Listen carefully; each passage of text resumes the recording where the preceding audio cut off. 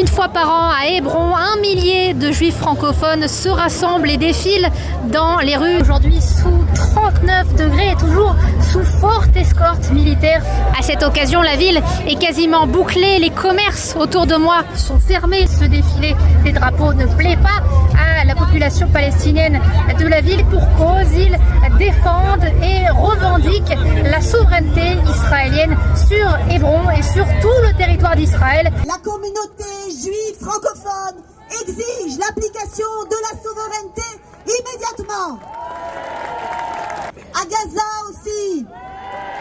Gaza est une terre juive. Elle doit redevenir juive.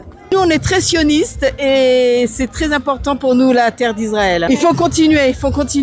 Venez, tous les Juifs de France, venez! C'était magnifique. Ça permet de renouer avec notre histoire. Il faut les empêcher de pouvoir réclamer une terre qui ne leur appartient pas. Vous avez plusieurs drapeaux?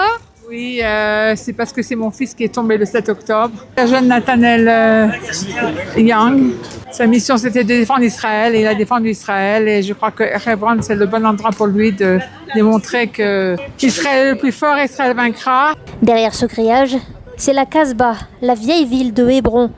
La majeure partie est sous contrôle palestinien. Cette école talmudique projette déjà de s'étendre de l'autre côté.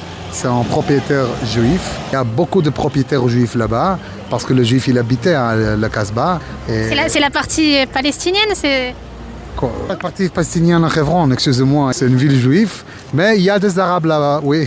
En mars dernier, une propriété arabe de plus a été rachetée par une association juive. Si vous voulez aller en Égypte, en France, partez, ici c'est la terre des Juifs. En coulisses, les initiatives qui pourraient changer le statu quo sont nombreuses.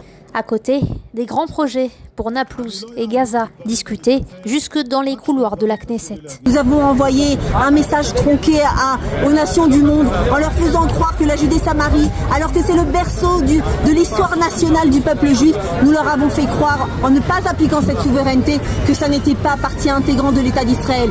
La Judée-Samarie, c'est le cœur de notre histoire, c'est le cœur de notre futur. Hébron est à nous, la Judée-Samarie est à nous, et nous allons appliquer cette souveraineté de manière immédiate. אני שמח לשיר במקום הזה, אני מתרגש מתמיד, שמח להיות במערת המכפלה בעיר הקודש חברון.